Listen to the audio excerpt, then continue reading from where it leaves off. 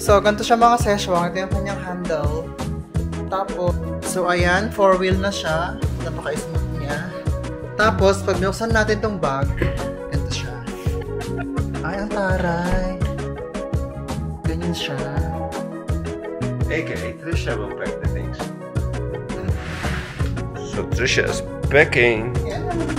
So I'm going to move the rest of the clothes in here small, so everything is fixed in here. Sexual. What is it? That is beer. What is that? Spring roll? Yeah. Spring rolls. So, ayan mga seswang at nakahanda ng ating bagahe. Kasi actually mga ses, nag-check ako ng aking bagahe, yung maleta ko ba.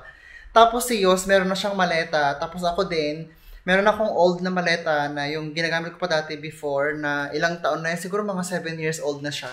Pero nabasag na pala yung kanyang gulong at hindi na pwedeng magamit mga seswang. So sayang naman, ang laki pa naman ng luggage ko na ang ganda niya. Pero hindi na siya pwedeng magamit kasi nabasag yung gulong niya. Oh my God!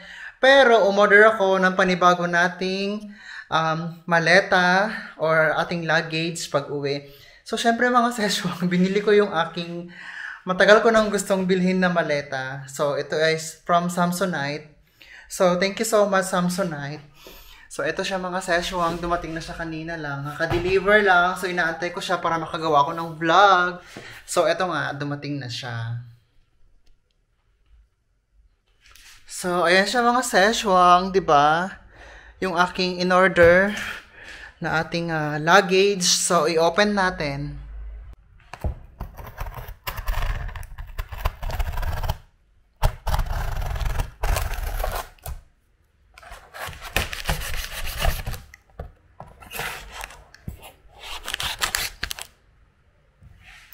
So, ito na siya mga ses. Buksan natin ang ating luggage. Diba? So, meron siyang special for you. Ayan. Meron siya ditong instruction. So, ayan na mga session ang ating luggage. My God, ang ganda niya. Diba? Oh, God. Ayan siya, oh. So, ayan siya mga session. Naka-sale siya kasi Black Friday week. So, binili ko siya. Ayan. Matagal ko talagang gustong bilhin tong luggage sa mga session, pero ang mahal talaga niya kasi hindi ko siya, parang ang hirap niyang bilhin kasi ang mahal. Pero ngayon, nabili ko na siya. Oh my God. I'm so happy, di ba? Ayan siya mga ses. So, ilabas ko sa box at ipakita ko sa inyo ang itsura ng ating Samsonite na maleta. So, ayan na siya, di ba? Ayan. So, ganito siya mga session. Ito yung kanyang handle. Tapos, ito. Pag bubuksan natin siya, ito siya. Ganyan. Diba? Ganyan.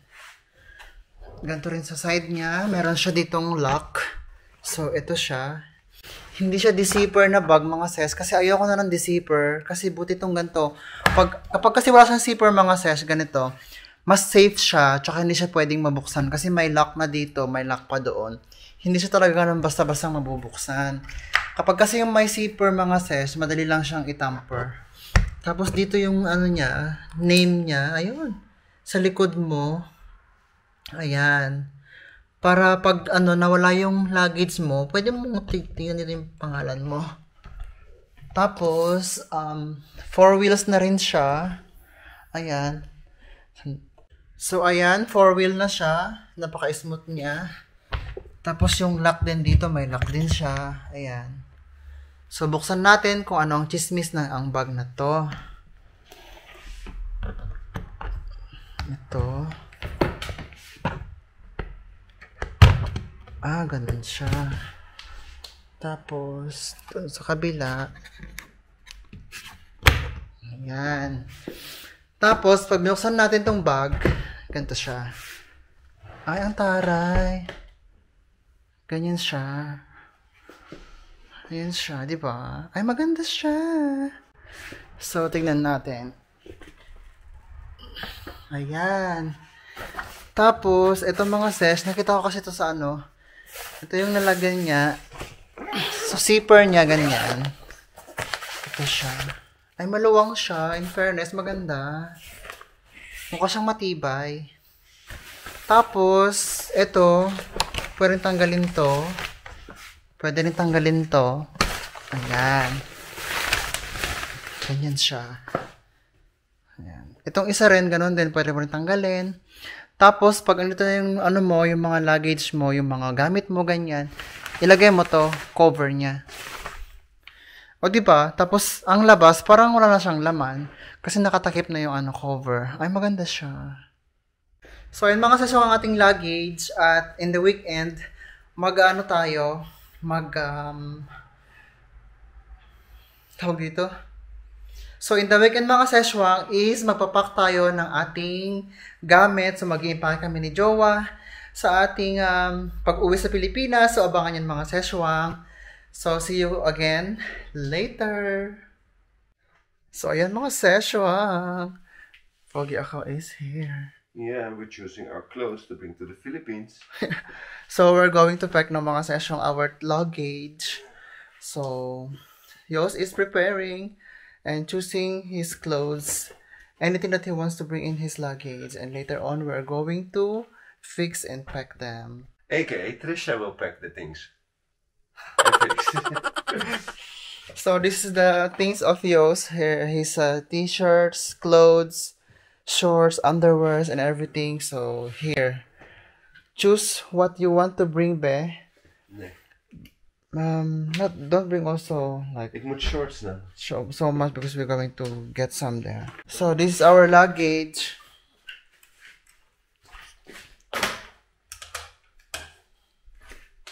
So yesterday mga session, nag-ayos ako ng ating luggage. So ayan na siya. Yung aking mga damit. Tapos yun kay Yos. And our small luggages are here. Ayan. And it's now 7 o'clock in the morning and it's still a bit dark outside. So ayan mga session. I-flex ko lang sa inyo yung aking amaryllis na mulaklak na siya. Ito nga pala mga session yung aking bagong tanim ngayon. Ang pangalan niya ay amaryllis. Meron din sa Pilipinas to. Look. It's flowering. So in one stem mga ses, wala pa siyang leaves. There's no leaves yet. But he has also a small flower here. He has 4 flowers. Look. 1, 2, 3, 4. And ganito siya kaganda. Diba? Ayan. So Trisha is packing. Yes. So I'm going to move the rest of the clothes in here small so everything is fits in here. Mga session. What is this? That is Beer. Yeah. What is that? Spring roll? Yeah. Spring rolls?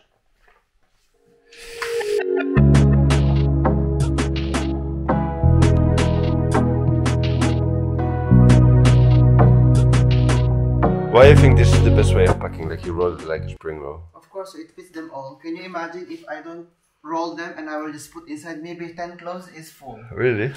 Yeah. So of course you need to make it like a nice packing way. So roll them. So actually mga sasong, this is my style when I'm packing my clothes. I need to roll them like this, like a spring rolls, lumpias. Syempre. So they fit all. And we also bring some magnesium for your family. So this is all the clothes that I will take on the bed. All. No kidding, just a few. Yesterday we bought some new clothes.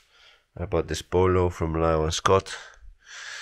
A new cap from Lyle and Scott. And some new soft pants also from Lyle and Scotty. But this one, the black one, is a bit too warm. So it's just for here in the winter. And this one I will wear in the airplane when we go. Also Trisha have the grey one and she has a green one. But where is it, Bae? Where's your soft pants? And I have some new underwear. And Trisha has some new villa socks because she wants to live in a villa. Ha ha ha, so funny. So ayan mga seswang, my god, hindi pa ako tapos mag-impake ng gamit. Look, ang dami pa. Diyos ko, hindi pa ako tapos. So ang hirap i-impake mga ses kasi ang dami kong luggage. So I have like dalawang check baggage, nag-isa namin ni Yos, tapos dalawang hand carry, Kasi iniisip ko kung ano yung mga pwedeng ilagay doon, yung mga dapat tsaka hindi dapat kasi ang dami mga bawal, ganyan. So, finally matapos ko siya later on mga session. So, mag-impake muna tayo. Continue, di ba? Tuloy-tuloy lang ang laban mga sesh. Kasi sinulat ko na yung mga dapat kong kunin. Normally mga sesh pag ganyan.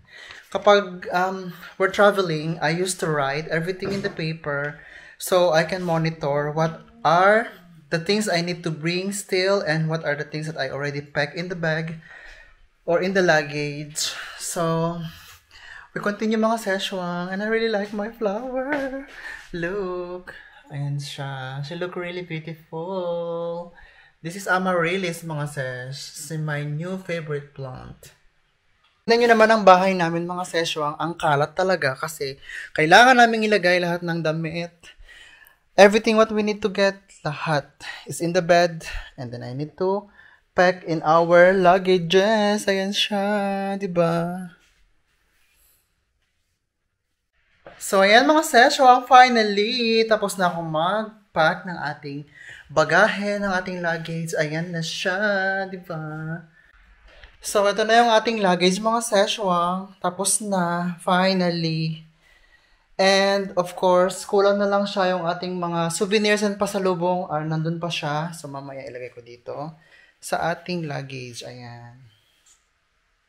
At ngayon naman ay maglinis ko na sa bahay para malinis ang ating bahay pagdating natin galing bakasyon sa Pilipinas. Ganon. So, normally kasi mga session, kapag nag-travel kami ni Yos, is naglinis muna ako sa bahay. Tapos, gusto ko pag uwi namin, galing bakasyon, may malinis at maayos na pagbalik yung bahay. Na pagbalik, may malinis at maayos na bahay para makapag-relax ng bongga, di ba? So, ayan mga session, i-flex ko na lang din sa yung mga tanim kong halaman ngayong taon na to. So, ito siya mga session, di ba? Ang ganda niya, ang healthy niya, oh. Kasi binigyan ko siya ng grow lights. Ayan, may ilaw siya. Because we don't have so much sunlight. So, ito yung kanyang baby. Ayan. Ito na yung anak-anak niya. Tapos, ito talaga yung pinakamahal. Ayan. Itong halaman na ito mga seswang, napakamahal nito as in. Umaabot siguro to ng mga, pinakamahal na yung 1,000 euro, may 300, may 500, ganun. Pero ito, gusto ko siyang palakihin. So, binili ko siya for 25 euro, ganyan siya kaliit, as in. So, itong tawag ito mga ay Monstera Thai Constellation. Ito naman yung ating orchid. Tapos, meron talaga akong mga bamboo orchid, tropical plants, mga seswang, ganyan. At syempre, kailangan nila ng humidity. So, meron akong humidifier. At dahil dyan, malusog ang ating mga plants. Diba? Ito na rin yung ating amaryllis na pinapatubo ko pa siya. Ayan. Ayan siya. Po sa bintana namin, meron ding mga amaryllis itong mga seswang. Ayan, tumutubo na sila. Ayan siya. Tapos meron ako doon, hanggang doon. Diba? Bongga. Oh. So, ayan mga seswang ating tanim, yung ating amaryllis. Ayan siya. Ganito yung amaryllis mga seswang pag namulaklak siya, diba? Ayan. 4 yung piraso niya, 4 yung bulaklak niya sa isang stick lang na ganito. Diba? Meron pa siya dito, oh. Ang ganda kaya nito as in. So, ayan siya. So, ayan mga seswang, next year, magtanim ako ng, tawag dito, hyacinth, tulips, at saka mga lilies ko nandun sa labas, nakatanim na sila. Pagbalik namin galing bakasyon, they are ready. At mamulaklak sila by April and May, ayan, sa spring. So, ayan yung mga ganap sa ating buhay mga seswang, sobrang busy namin tong week na to. At ngayong araw na to, Diyos ko Lord, simula kahapon hanggang ngayon, nag-impake ako ng gamit at naglilinis ng bahay kasi gusto ko lahat malinis pagbalik. So, ayan mga seswang, malapit na tayong umalis. So, bukas ay flight namin ni Yos, diba? Pupunta muna kami sa Vietnam mga ses kasi yung aking kilay and lip course, ayan. So, mag-actual practicum tayo sa Vietnam tapos graduation day na din natin. So, di ba? Tapos, next year ba o? Next year, mag-focus ako sa, ano na yan, sa skill na yan, magpapa-client, ganun, pati nails, ganun. At saka sa Pilipinas mga sis, nagpapamodel ako ng bonggang-bongga sa eyebrow, hair stroke, shading, at ang ating lip tattoo. Diba? So, ayan mga seswa, ang vlog namin para sa araw na to. Thank you so much sa lahat ng mga nanonood na aming vlog. Of course, thank you so much for watching for today's vlog, ang aming preparation ng aming lagis niyo. So, see you guys very, very soon in first Vietnam and also in the Philippines, and we're going to spend the Christmas there. Yos is here. Yeah, guys, can't wait to see you all in Vietnam and in the Philippines. Our viewers from the Philippines, maybe we meet you, maybe we don't, but we will share our journey anyway. Yes. So you'll see where we're going. Yes. Thank you so much. Bye. Thank you so much, guys. See you in Vietnam. Next stop. And Pinay, Philippines.